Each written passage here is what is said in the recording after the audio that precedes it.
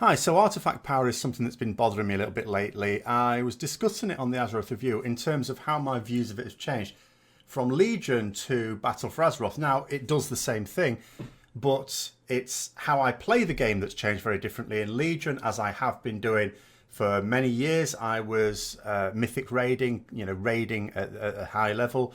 And in BFA, I'm not. I've gone completely the other way in terms of completely casual, as casual almost as you can get.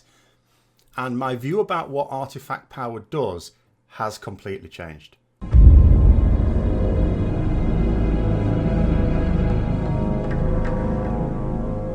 So, in Legion, my experience of artifact power, much as it would be for most, if not all, other mythic raiders, was as follows. So, for mythic raiding purposes, there's so many nights you're going to be raiding with your guild. That can vary from guild to guild. Aside from that, the other things you would do outside of your raiding. So there may be content you need to do to gear up. This is most prevalent, of course, right at the start of the expansion and at certain points between patches as well. There's a lot of time you'll want to be spending researching the people higher progress than you. You want to find out how they've done certain fights, talk with people, analyze logs, even analyze your own logs to try and find out where you can best use your cooldown so that you can maximize your performance.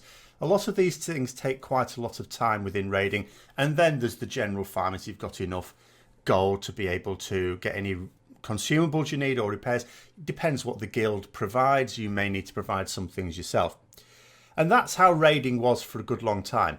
And then with Legion, we had artifact power thrown into the mix. So this now meant we had to do content which, although in of itself may be fun, was nonetheless taking quite a lot of time to make sure that we could push that artifact power. And initially people felt that there should be a weekly cap, and when it was made clear there wasn't going to be a weekly cap, and there were reasons for that, it wasn't just a mindless decision, there were reasons, then it was felt that you had to do quite a lot of that content. And for Legion, what that generally meant was Mythic plus dungeons. And so it would be quite common for me of a Friday evening and quite a lot of Saturdays potentially to get in a guild group, and either a guild group of 4 and we'd pug to get the keys that we really wanted, and then potentially later on just a full guild group, and just be running keys as much as we can to get as much artifact power as we could.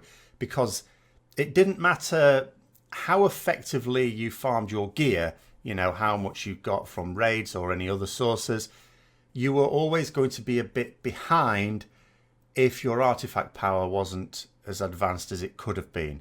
It could represent a significant amount of weakness.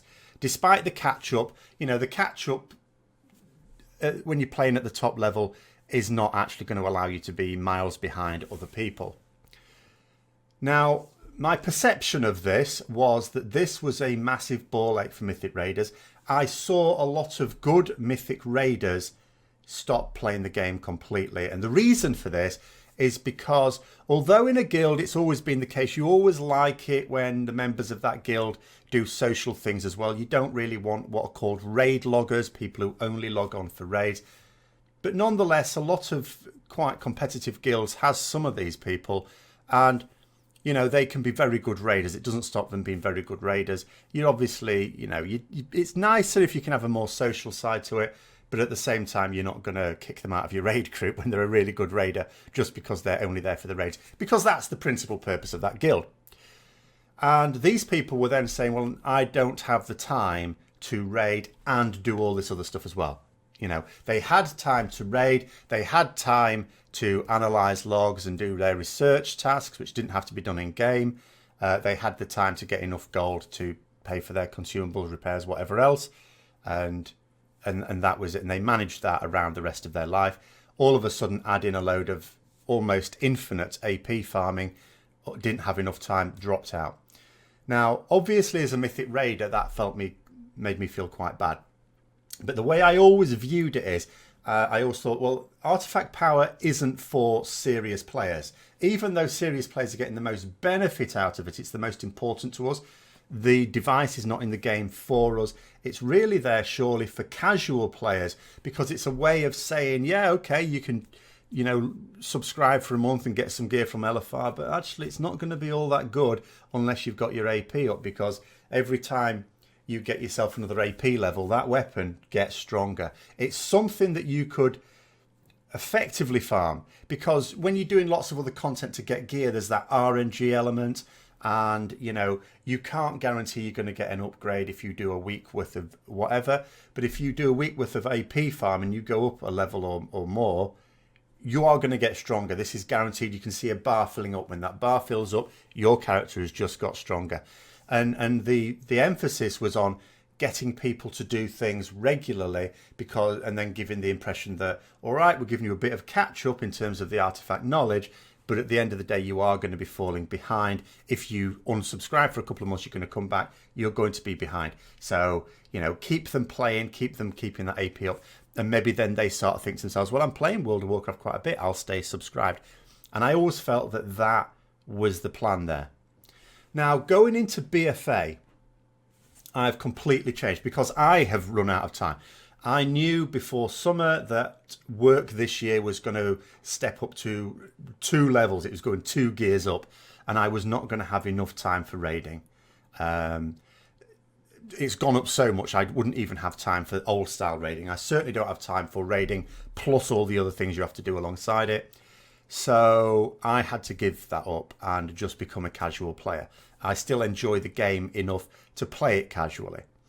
And what I've noticed since becoming a casual player is I don't believe artifact power serves a casual player, because I look at it and I think to myself, I am not incentivized to keep my artifact power up on my neck because I don't need to.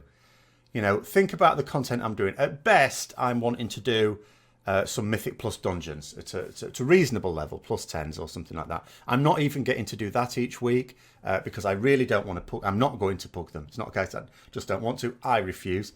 I don't have to. I'm a casual player. I don't need. If I miss it out on week, that's not disastrous. I want to do it with other socials that I know. Obviously, socials a little bit unreliable, doesn't always happen. But that's the extent of it. I'm not doing Mythic raiding anymore. So I don't need that high level of gear. I don't need that artifact power. So I've gone from sort of thinking in Legion that although artifact power benefits the raiders most, the system doesn't. The system is detrimental because it takes up so much of our time to the point where with some people it'll take up too much time. They have to quit raiding. And many of those players will quit the game because raiding is all they live for. Used to be what I was like. If a few years ago I'd have had to quit raiding, I would have quit the game. Now there's enough interest in it, I have to say, that I'll chug along a little bit, but I'm not playing that much. But as a casual player, my gear, including the level of my neck, is plenty good enough for the content I am doing. If I were to do any content more challenging than what I'm doing, that would no longer make me very casual. That would put me into the more serious levels where you're doing like your plus 15s or higher, Mythic Plus dungeons or your Mythic raiding. Anything below that doesn't require that you're really keeping on top of it. And so I don't see that it is keeping casual players subscribed. The only way it could possibly be working to that end is if there's a lot of casual players who don't think in those terms and they don't actually realise that they don't need it, that it's not actually significantly improving them by going for those higher levels. For the content they're doing, it's totally unnecessary. But I'm not sure I believe that either. So I'm now thinking to myself that artifact power, it's not helping Blizzard keep people subscribed. I can't know that, but I do not believe that it can be. But at the same time, it is creating a real bind for Mythic Raiders, many of whom either do not have the time or the inclination to do lots of artifact power farming. And it can be potentially either creating a situation in a guild where some people are just not keeping on top of it and therefore a bit of resentment can exist within that guild, or that those players will feel responsible and just stop, but at the same time they can't do the farming or really don't want to, and so they stop raiding and potentially stop playing the game, in which case I now see it as potentially a detrimental effect on the whole game. And remember, it doesn't really add anything for Mythic Raiders. The system of the neck upgrading can be done in or other ways, more traditional ways in terms of acquiring gear. The Azeroth gear, for example, although yes, getting higher levels on your neck unlocks the different rings, that system is totally unnecessary. The gear could just have the rings and we just, you know, customize them to ourselves without the need for this neck. That part of it is totally unnecessary. So let me know what you think, because I'd actually be quite interested if there are anyone out there who feels that on the one hand, they're not a serious player, they're not doing that hard level of content, and therefore, you know, they don't feel compelled to do lots of this farming, but at the same time they feel that they are benefit from doing a lot of the farming, because I'd quite like to know why you think that, because at the moment I just really see it now as detrimental to the game. But let me know what you think anyway. If you've enjoyed the video, don't forget to click the like button, subscribe for further content, click the bell notification to be notified of further content. And until next time, I'll see you later.